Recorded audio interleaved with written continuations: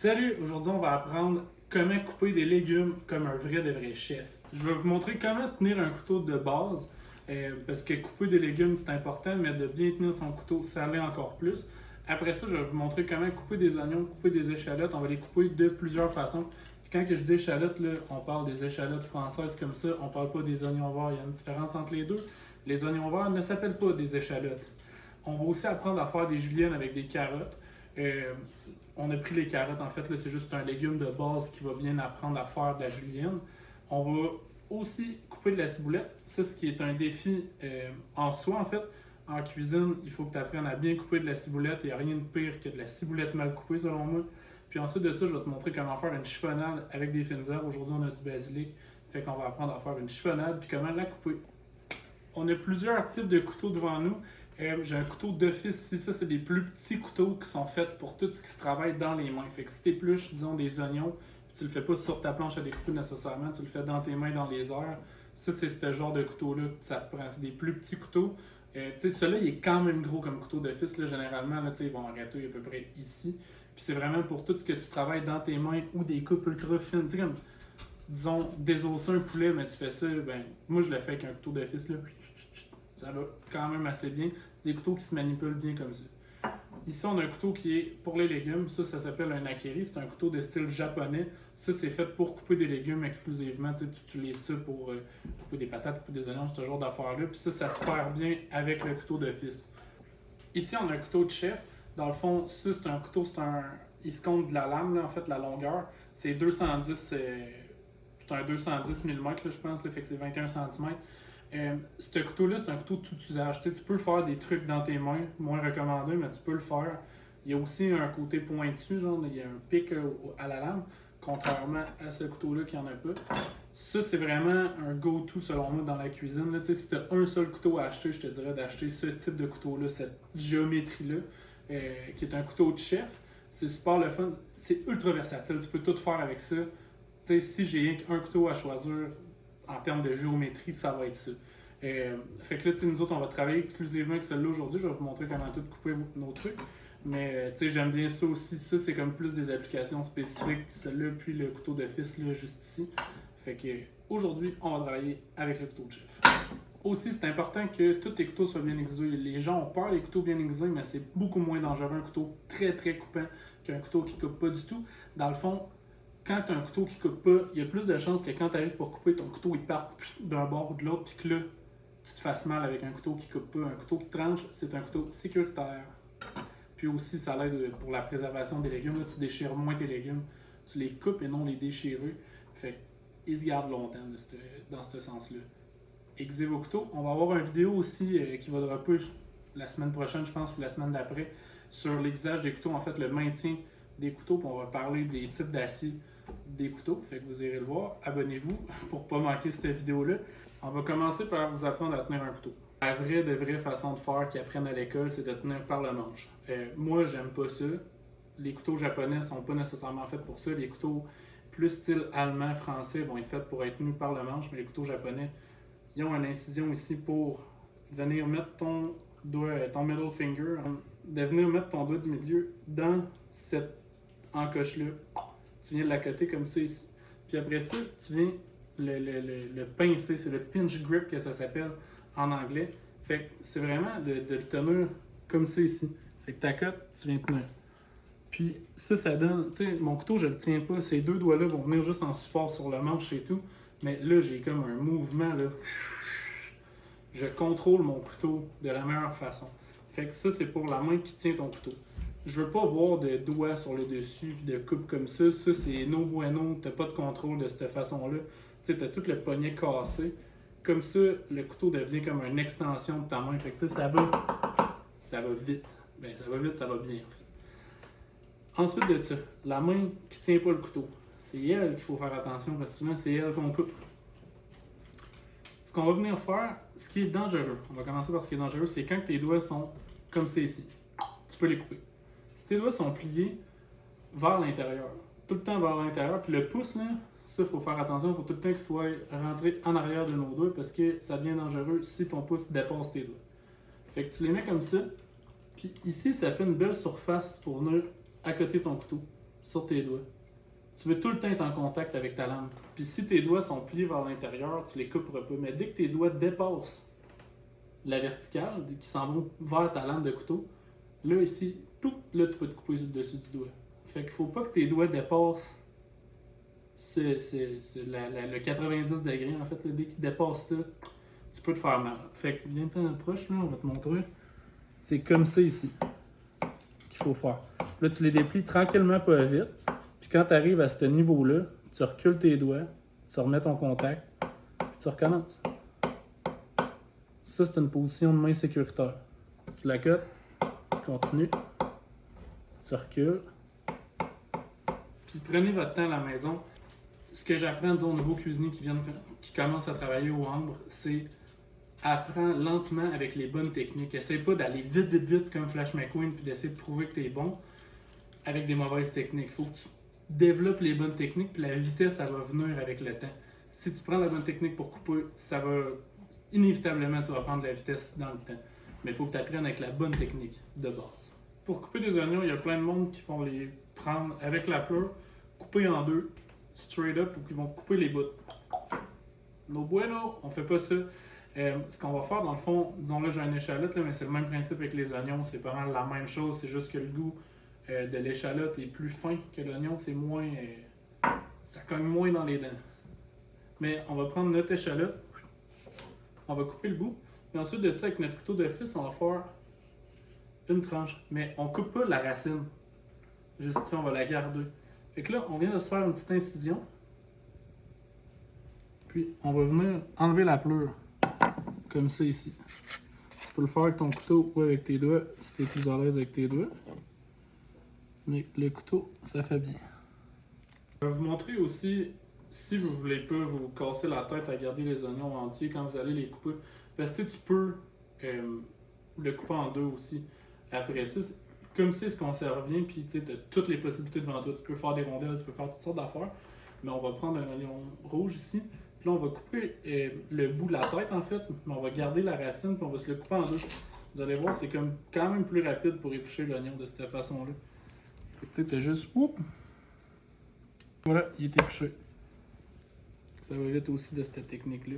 Je vais être franc, tu sais, comme à l'école, ils nous apprennent à faire ça de cette façon-là. Moi, personnellement, c'est pas mal plus souvent comme ça que je vais les éplucher. Je les coupe en deux, mais je garde la racine pour qu'ils se tiennent. Puis, ce qui est le fun, c'est que ça nous fait un bon point de soutien quand on fait nos coupes. Ce que je vais vous montrer maintenant. Je vais vous montrer deux techniques avec les oignons rouges. En fait, on va faire une technique. La première, on a la queue ici, la racine là. On va les couper en rondelles comme ça. Puis l'autre technique, on va venir couper la racine, puis on va les couper en pétales dans ce sens-là. Ce que ça change, quand c'est coupé dans le sens, disons, horizontal, si on prend notre oignon comme ça, là, on l'ouvre, on va même si on le coupe de façon horizontale, ça, quand, à la cuisson, ça va plus fondre.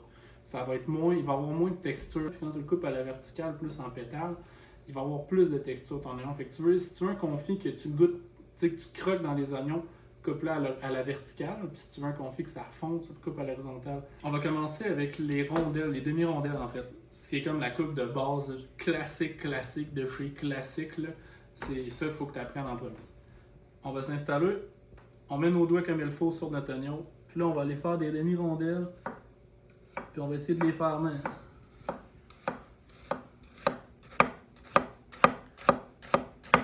Quand ça devient difficile, quand tu arrives trop vers la fin, là, tu peux le flipper de même, puis là continuer, tac, tac, tac, tac, tac. Là, je vais y aller un petit peu plus loin. Je vais le flipper, comme ça. Là, on coupe.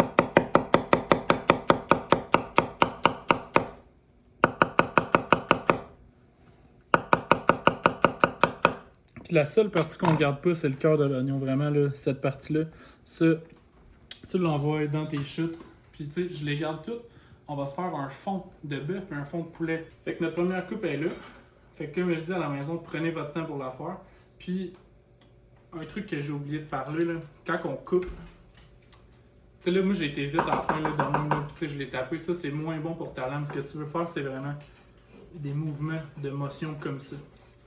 Fait qu'on y va dans ce sens-là. Ça, c'est ce qu'ils apprennent à l'école. Mais tu sais, c'est ça, c'est impressionnant quand tu y vas. Pas, ça fait du bruit et tout. C'est le fun, mais c'est pas super pratique. Moi, c'est un mauvais pli que j'ai pogné avec le temps. J'essaie de m'en débarrasser, mais c'est plus difficile. Quand vous déplacez des trucs sur votre planche à découper avec votre couteau, faites jamais ça. De même, là, ça scrape votre lame, vous allez perdre votre aiguisage. Tirez votre couteau à l'envers, déplacez comme ça. Fait que, tu peux vraiment les déplacer comme tu veux. Ce que tu peux faire, c'est quand tu prends des trucs, tu peux prendre ta lame de couteau puis y aller, mais il faut vraiment qu'elle soit ultra anglée. Il ne faut pas que ça vienne scraper ton angle. Fait que comme ça, c'est non. De même, tu peux le faire, mais c'est moins recommandé. Va ton couteau à l'envers. Fais-le. Fait qu'utilise le dos de ton couteau et non la lame pour ne pas perdre ton aiguisage. On va retourner à notre autre oignon. On va faire les demi-pétales. Ben, les pétales, en fait, que je vous montrais là, quand je vous parlais à la verticale. Là, on va venir faire ça ici. Le cœur de l'oignon ici, on va venir se le couper. Fait qu'on le coupe vraiment au 45. Fait que tu sais, il n'y en a plus ici. Tout est là, puis on a perdu le moins possible de l'oignon. Ça s'en va encore là dans les chutes pour nos bouillons. Fait que ça va être simple. On va venir commencer avec notre couteau en angle. On essaie de garder l'angle tout le temps vers le centre de l'oignon. Fait que plus qu'on monte, plus qu'on va se redresser. Comme ça ici. Puis là, quand ça devient trop difficile ici, on revient de l'autre bord. En faisant des niaiseries hors caméra, je me suis coupé. Faites pas de niaiseries à la maison. Ce qui serait vraiment plate, c'est que je me coupe dans cette vidéo-là. Petit coupeur bien standard, tu mets un plaster puis c'est réglé. Là, c'est pas... Puis justement, les couteaux qui coupent, ce qui est le fun, c'est que ça fait pas mal quand tu te coupes. Ça coupe, tu mets un plaster, c'est réglé, puis ça va guérir plus vite. On va revenir à nos oignons. Dans le fond, c'est ça. Là, on va y aller dans ce sens-là. Quand on arrive à la moitié de l'oignon, là, ça devient difficile d'aller comme dans l'autre sens. Flippe ton oignon sur le côté.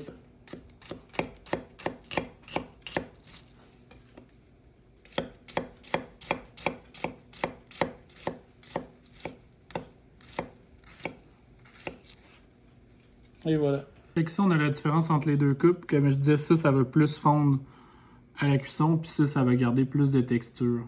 Nous autres, on va tout garder ça, puis on va se faire des oignons marinés dans une autre vidéo. On le filme tout de suite après. Vous allez avoir le lien dans la description. Avec notre échalote française, on va apprendre à faire une brunoise. Une brunoise, c'est des petits cubes d'oignons. C'est super utile pour faire des sauces, pour faire des vinaigrettes, ce genre de trucs-là. Fait qu'on va venir la travailler juste ici. On garde notre racine, encore là, puis on va la faire de deux façons. Une façon relativement plus simple, plus rapide, puis une façon comme ultra perfectionniste. Vous choisirez à la maison ce que vous voulez faire. On coupe notre échalote en deux. On va réserver une moitié pour la façon plus perfectionniste. Je vais vous montrer la façon la plus rapide de faire une brunoise. On va venir faire des incisions. On garde encore là notre pleur, comme la racine, comme je vous ai dit. On va venir faire des incisions qui ne se rendent pas complètement jusqu'à la fin de l'échalote, puis dans le même sens que les pétales. Fait que le même principe que les pétales d'oignon que je vous ai montré avec les oignons rouges. Fait on va venir la faire comme ça ici. Puis, on ne se rend pas au bout complètement. Faites-les quand même minces. Comme ça ici. Le pourquoi que je voulais qu'on garde la racine, check, notre oignon est coupé, puis il se tient encore. Ensuite de ça, on va venir le trancher sur la hauteur. De même, 1 à 2 fois, dépendant de la grosseur de votre échalote. Puis le truc pour ça, rapprochez-vous du bord de votre planche. Comme ça, votre couteau, vous avez de la place pour jouer avec. Fait on vient le faire ici. Une fois. Moi, mon échalote est grosse, on va le faire 2 fois. De cette façon-là, tu sais, vous perdez des petits bouts, là, ça c'est sûr, certain. Encore une fois, dans le fond, pour les bouillons. Mais là, notre échalote est vraiment bien coupée. Fait que là, on mélange vraiment toutes les techniques qu'on a appris avec l'oignon rouge. On va venir le couper dans le sens des demi-rondelles qu'on faisait tout à l'heure. Prenez votre temps, appliquez-vous. C'est la coupe finale. Ici, on a notre brunoise qui a été faite comme la façon la plus rapide, entre guillemets. Le résultat est quand même bien si tu t'appliques bien sur toutes tes coupes. Je vais vous montrer la façon fancy de la faire maintenant. On a notre racine, là on va venir l'enlever. On garde pour les fonds. On va défaire les pétales de notre échalote. On a défait les pétales de nos échalotes. Fait on a comme vraiment les couches toutes individuelles. Ceux-là qui sont comme ça, genre, qui ne se tiennent pas sur le plat, on va venir les aplatir comme il faut, puis pour qu'ils se tiennent vraiment à plat. On fait ça. Là, dépendant de comment vous êtes à l'aise avec un couteau, vous pouvez l'empiler. puis garder la plus grosse pour la fin pour la mettre sur le dessus. On va venir se faire des juliennes ultra minces.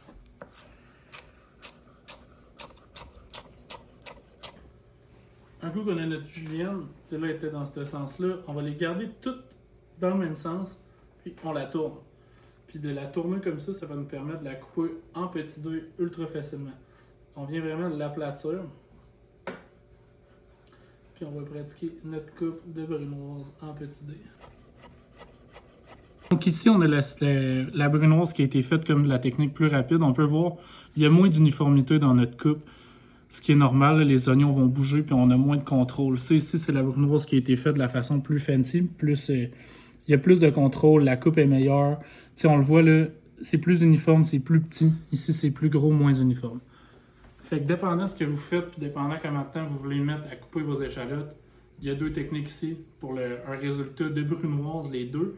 Mais il y a un résultat qui est moins uniforme que l'autre. On va faire des juliennes de carottes, on va se faire des bâtonnets de carottes. C'est comme la seule différence, c'est la grosseur là, qui va changer. Je vais tout vous montrer ça. Fait on va commencer par se couper la carotte en tronçons d'à peu près 3 pouces forts là, average. On a quand même des petites carottes. Fait que ça va être dur de tout l'utiliser pour faire nos coupes de julienne et tout. Le bout, on va le garder pour se faire des carottes marinées.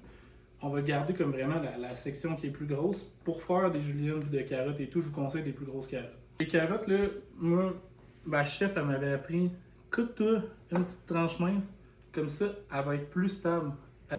Comme ça, tu sais, la carotte, elle tient, là. T'as moins de mouvement. Là, on vient se couper des fines tranches. Là, tu as tes tranches. On a recommencé avec une carotte mauve parce qu'on s'est rendu compte qu'avec la carotte jaune, on voyait pas super bien sur la planche à découper. Fait qu'avec la carotte mauve, on va vraiment mieux voir. On vient les empiler, comme ça. Montez ça jusqu'à temps que vous êtes à l'aise, que vous allez vous sentir genre, ok, ça, je suis en contrôle dans cette coupe-là. Parfait. Les autres, on va le garder, on va juste les faire un petit peu plus tard. On va venir les couper ultra minces. Fait que comme ça, ici, on a nos petites juliennes de carottes qui sont ultra minces. Là, on va arrêter là, ici, nous autres. On va se faire des carottes marinées avec ça. Mais si tu veux, tu peux continuer ta coupe dans ce sens-là pour faire une brunoise de carottes, justement pour des tartares, des vinaigrettes, ce genre d'affaires-là. C'est super bien. Ça s'arrange bien dans une salade, dans n'importe quoi, en fait. Fait on a les juliennes de carottes. Pour les bâtonnets, même principe. On coupe les deux extrémités, on réserve ça pour les fonds. Même principe que la julienne, mais on va le faire plus gros, en fait. Fait qu'on pogne notre carotte, on se fait une petite incision aussi pour qu'elle se travaille bien sur le plat. Fait qu'elle est sur le plat. À la place d'aller le plus mince qu'on peut, on va aller 1,5 cm. On vient se le virer sur l'autre sens, comme le même principe qu'avec les juliennes. Puis, on les coupe en petits bâtonnets. Fait comme ça ici. Ça, c'est le genre de truc que moi, j'aime bien faire mariner. C'est super plaisant. Là, c'est comme, ça garde un croquant, vu qu'elle n'est pas trop mince non plus. Fait que ça, on peut les faire mariner, mettre ça dans nos sandwichs, dans des salades, dans ce genre de trucs-là. C'est une coupe qui est le fun à utiliser. On est rendu à l'étape de la ciboulette. La ciboulette, je vous conseille d'aller chercher la ciboulette la plus fraîche que vous pouvez trouver. En plein hiver, c'est quand même dur d'avoir de la ciboulette fraîche. Nous, c'est celle-là qu'on a. Elle est quand même belle.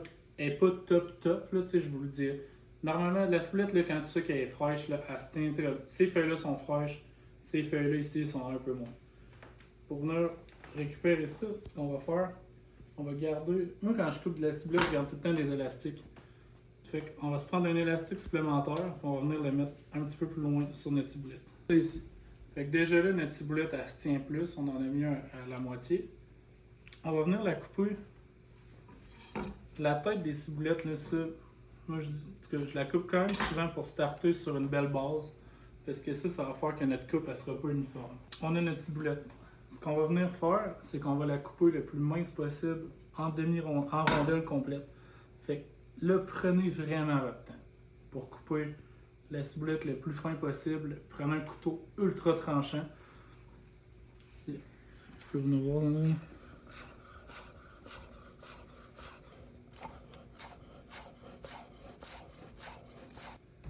Quand vous êtes rendu à peu près à cette étape-là dans votre ciboulette, proche de l'élastique, virez-la de bord, puis coupez-la dans l'autre sens, gardez vraiment rien que le centre, puis ça, le centre, gardez-le, soit pour une huile verte, soit pour whatever quoi vous voulez faire, un fond, ce genre de truc-là, jetez-la pas, là, c'est encore bon, mais gardez votre élastique, enlevez comme jamais votre élastique, sinon pouf, il y en a partout sur votre flanche. Si on a notre ciboulette, vous pouvez voir la coupe est quand même assez uniforme. Comme je dis, la ciboulette, prenez votre temps. Coupez-la le plus mince que vous pouvez avec le couteau, le mieux aiguisé que vous pouvez. Les résultats sont vraiment le fun à apprécier. Là. Quand tu mets ça sur un topping ou de quoi de genre, là, c'est super beau de la belle ciboulette coupée. Pratiquez-vous à la maison, puis envoyez-moi des photos de votre ciboulette coupée en commentaire. Ça, je serais vraiment content de voir ça, voir vos coupes de ciboulette. Puis comme je dis, pratiquez-vous là, pour une uniformité. On veut que la ciboulette elle soit toute mince, on veut pas de gros morceaux dedans. Prenez le temps, au pire, enlevez-les. Mais envoyez-moi des photos de votre ciboulette ultra bien coupée. Ça va me faire plaisir de recevoir ça. Puis s'il y en a qui a une ciboulette mieux coupée que moi, je vais être jaloux. C'est un défi. On va être rendu à vous montrer comment faire une chiffonnade d'herbe. Aujourd'hui, on a du basilic. Ça va quand même vraiment bien là, avec du basilic. Puis une chiffonnade, dans le fond, le but, c'est de la couper le plus mince possible, mais sans nécessairement repasser dedans. T'sais, on veut faire des coupes, on veut pas faire un haché de genre. Après, on veut vraiment le faire, le maîtriser, le faire bien. Fait que je vais vous apprendre à faire ça. Une chiffonnade, dans le fond, on va enlever nos feuilles, toutes une après l'autre. Commencer par. On a nos grosses feuilles de côté. Faites-vous pas des trop grosses chiffonnades au début, apprenez à les faire petites, puis vous grossirez avec le temps. On prend toutes nos petites feuilles, puis on se les enligne une dans l'autre. Puis allez-y tranquillement, pas vite, vers des plus grosses feuilles. On prend une de nos grosses feuilles,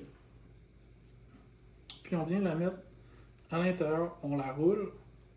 On peut s'en prendre une autre grosse feuille, puis on la roule. On a notre petit cigare bien serré de basilic, on va venir le couper. Puis là, prenez votre temps comme avec les autres trucs, on coupe ultra mince. Fait que là, on a nos petits filaments comme ça ici. Ce qui est plaisant avec ça, c'est que là, ils sont tous uniformes. Fait que tu peux passer rien que 2-3 coups de couteau dedans de même. Puis, c'est super à chauffer. Tu sais, c'est pas... Tout est uniforme, tout est égal et tout. Fait que ça, tu peux mettre ça dans des vinaigrettes, dans des sauces, dans n'importe quoi, dans vos salades. Là, ça l'agrémente vraiment bien. Tous ces trucs-là. Tartare aussi. Tartare, là, ça fait bien. Il faut que ça soit coupé fin pour qu'il n'aille dans toutes les bouchées des bonnes quantités. Fait que ça, c'est la façon de faire une belle chiffonnade. Fait qu'aujourd'hui, c'est cool. On a appris à faire plusieurs coupes de légumes. La règle d'or, c'est d'avoir des couteaux qui coupent bien puis de prendre son temps. Je pense que c'est super simple. Là, on connaît les bases. Puis, tu sais, honnêtement, un coup que tu sais faire une julienne, t'es capable de faire une brunoise. Un coup que tu sais faire des bâtonnets, t'es capable de faire une macédoine. Quand tu sais couper tes oignons de la bonne façon, tu peux tout faire après ça. La ciboulette, même chose. Ça couvre quand même bien les bases de la coupe. Fait que dans les futures recettes qu'on va faire ensemble, on va utiliser ces termes-là. Brunoise, des juliennes, ce genre de termes-là. On les a vus aujourd'hui. Souvenez-vous-en pour quand on va faire des recettes. Je vous invite à nous suivre, à lâcher un petit like, un petit commentaire aussi. On lit tout, on les voit toutes. Ça nous fait plaisir, honnêtement, de recevoir ce genre de trucs-là. Puis on se voit à la prochaine. Merci beaucoup. Peace. Bye.